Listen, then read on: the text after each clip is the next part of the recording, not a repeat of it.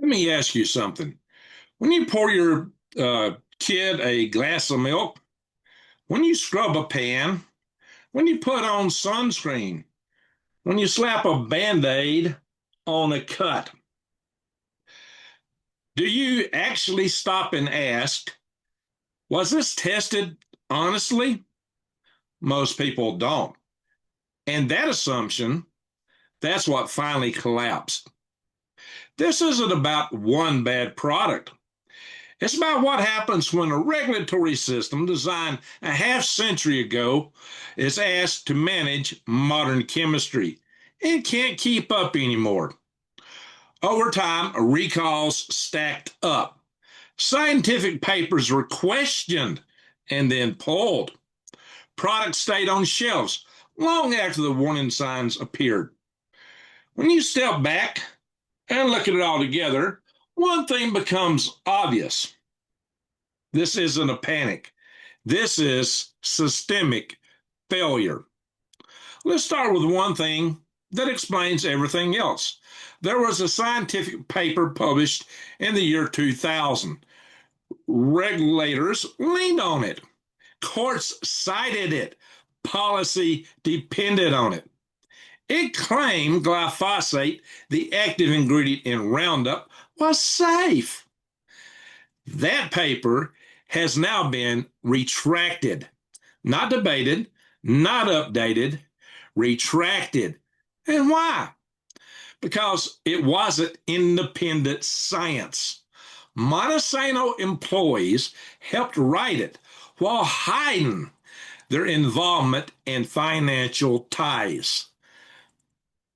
That didn't come from rumors.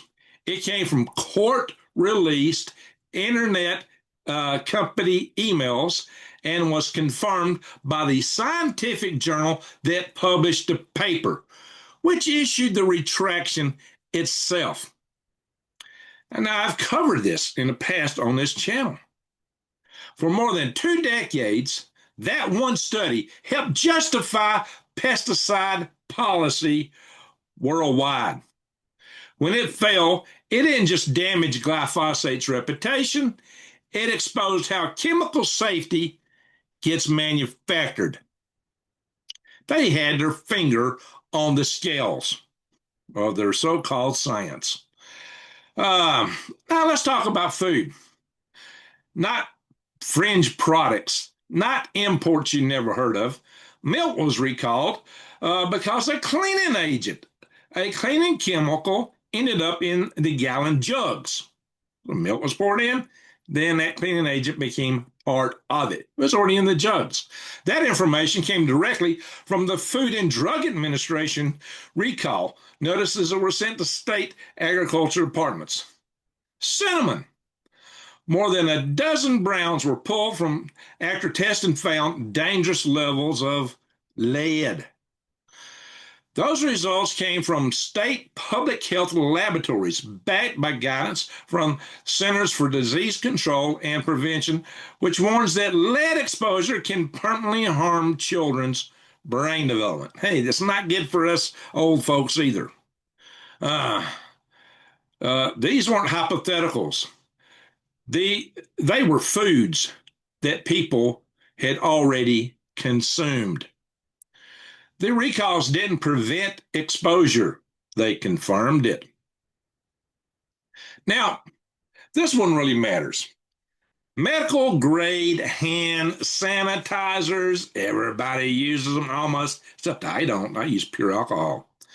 Skin protectants, antifungal creams, all recalled after they found a contamination with Burkholderia capacia. I hope I said that right. Anyway, according to the Centers for Disease Control and Prevention, this bacteria can cause severe and sometimes fatal infections, especially in hospitals, nursing homes, and people with weakened immune systems. You wonder why people in nursing homes have such a high mortality rate? These recalls weren't speculation. They were issued by the Food and Drug Administration. Approved products distributed nationwide, trusted. and still they failed basic safety standards. For years, people were told it's fine, exposure is minimum when we talk about chemicals that don't stay put. That story didn't hold up. Multiple studies funded by the National Institutes of Health and published peer-reviewed journals show that chemicals like phthalates and parabens, yeah, they cross from the skin into the bloodstream. They enter the bloodstream. They appear in umbilical cord blood. The data comes from human biomonitoring studies, not lab speculation. Higher maternal exposure is now associated with significantly increased risk of neurodevelopment disorders. You think that stuff is good for you adults? Yeah, you better think again. This doesn't, that doesn't mean that one lotion caused autism. It means that total chemical exposure during early development matters, something regulators consistently underestimated. And then there's titanium dioxide. Oh, yeah. This one's easy to verify. Titanium dioxide is used to make food look brighter and whiter. Oh, yeah, prettier. The European Food Safety Authority, which advises the European Union, reviewed the data and concluded that DNA damage could not be ruled out. As a result, Europe banned it from its foods. In the United States, it still appears in frozen pizza, candies, sauces, and dairy products, something that you can confirm by checking ingredient labels and the Food and Drug Administration's own status pages, where it remains listed as under review. Same chemical, same science, different tolerance for harm. United States versus Europe. That's a policy decision, not a scientific dispute. And then we got silicon bakeware. Silicon was marketed as safe alternative to plastic, and people started heating it. Research published in environmental chemistry and toxicology journals shows that silicon can release compounds that cause cyclic siloxanes when exposed to high heat. These compounds are linked to liver toxicity, reproductive harm in animals, and cellular organisms in these studies. Your very cells. And high surface area items like muffin trays and all those little ridges inside and baking mats release the most. Not instant poison, but repeated exposure. And then there's our ditto forever chemicals and Band-Aids. So-called forever chemicals, known as per and polyfluoroalkyl substances, or PFAS, are already documented in drinking water in human blood worldwide. Independent consumer product laboratories later found that the same chemicals can be found in Band-Aids and other wound dressings. And Band-Aid is a brand name, so it's not just to that brand name, it's to that type product. We use that word generically quite often.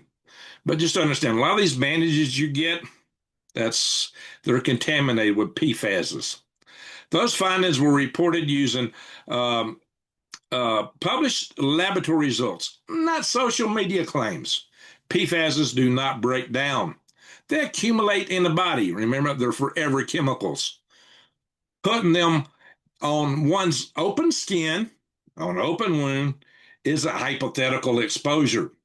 It's direct. Then there's the dish soap issue. Now let's talk about something you use every day. Well, almost. Let's talk about Dawn dish soap. It works. Nobody disputes that. But ingredient analysis from Environmental Working Group, along with independent contamination testing, have flagged concerns such as 1,4-dioxane, a probable human carcinogen, strong skin sensitizers, uh, synthetic dyes linked to environmental harm. That doesn't mean dishwashing ruins your health. It means the effectiveness has been allowed to substitute for proof of long-term safety. So let's go back to that 1,4-dioxane. The 1,4-dioxane, well known for as a contaminant of concern, is used throughout the cleaning supply industry. It's in our soaps, shampoos, and other cleaning agents. Is it in yours? Most likely. Worse yet, it isn't even listed on the ingredient list. So let's talk about why there's this accidental ingredient.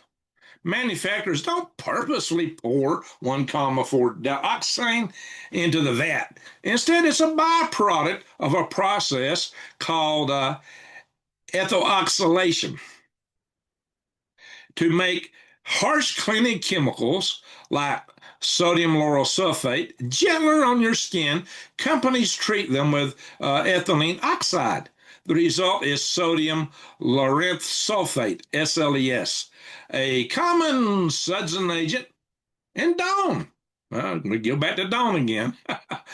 During the chemical reaction, 1,4-dioxane is created as an unintended hitchhiker. So it gets in there. Some key facts about this 1,4-dioxane. The classification, EPA classifies it as a likely human carcinogen. Because it's a byproduct and not an added ingredient, it doesn't have to be listed on the back of the bottle, though many reports, like those from EWG, will flag it. And it doesn't easily biodegrade, and it's a frequent contaminant in groundwater. Well, why? Because we use all this stuff. It pours down the sink, down the drain, into the ground. It don't break down. Gee, you're contaminating your environment in addition to yourself. You know, all that because that dishwashing soap Dawn is supposed to be so friendly on your hands. And there's other toxic substances, such as, well, I hope I can say this one right. Methylazolanine. That's a preservative. Methylisotiazolione. And you need to blame me for not pronouncing. Yeah, if you see a ingredient on the bottle you can't pronounce, do you really want it?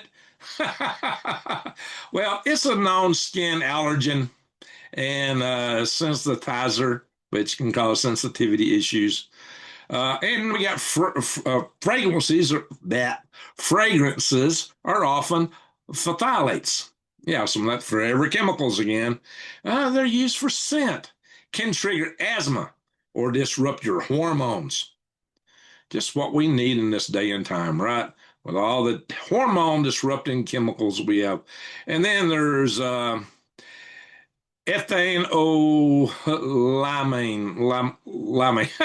Yeah, these chemicals are crazy.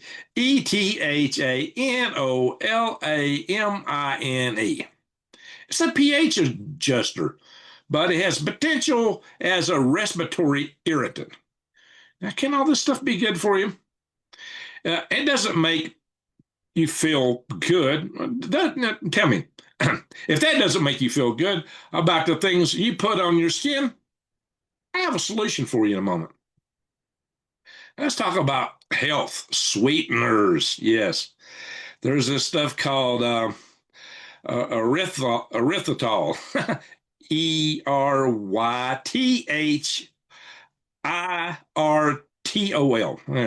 whatever. Well, it wasn't marketed as candy. It was marketed as a responsible choice, a sugar substitute, right? But recent cardiovascular and metabolic studies have published in recent medical journals. They found that high consumption of this is related to increased clotting risk, oxidative stress, and vascular problems. I had a blood clot last year about this time. So, guys, you really got to watch what products you're taking in. There's several things that can add to that. That's something that we don't need, especially those of us that are getting up there where we're susceptible to such stuff. We got to be more careful what we take in for ourselves and the products that we use in our families, for our kids and grandkids quite often. So, at the same time, other food associated chemicals are now strongly linked to serious liver disease, especially among people consuming large amounts of ultra-processed health foods. Yeah, it's there too. The evidence comes from long-term population studies, not influencer opinions. The real takeaways, it's not about fear, it's about reality. Chemicals are evaluated one at a time. What does this chemical do? What does that chemical do? But bodies experience all of them at once. You got all of them in at one time. They have combined interactive effects. That's not studied. And as we saw in glyphosate, there can often be conflicts of interest in that evaluation process. Big ag and big food, hey, they want money. That's what they're looking for. And by the time something is recalled, retracted, or quietly reformulated, the exposure has already happened. It's not a theory. That's how the system currently works. Products used in Europe are made to higher standards. But even with food in the US, standards slip. You can forget standards when it comes to products that you don't eat, like those you put on your skin. U.S. companies have found it better to settle lawsuits than to provide better products. Yeah, that's more affordable to them. They make more money letting that junk go out in the market and letting you slather it all over your skin. And that's one reason I quit using hand lotions until recently. I found a better alternative. So, you don't need to panic. You need clear information with sources you can verify. That's why Green Grids exists, to show you where the data comes from and what it actually says and where the real risk exists before they get buried in some recall notices. So if you're done trusting labels by default, make the switch. Go to switchwithgreg.com. It's an American family-owned company that doesn't use the nasty chemicals in their products. Again, go to switchwithgreg.com, check it out. The link's below. This is Greg Allison. Stay performed, stay protected, and stay switched. So please subscribe, bang the bell. You'll see another video up here. And thank you all for watching. Greg out.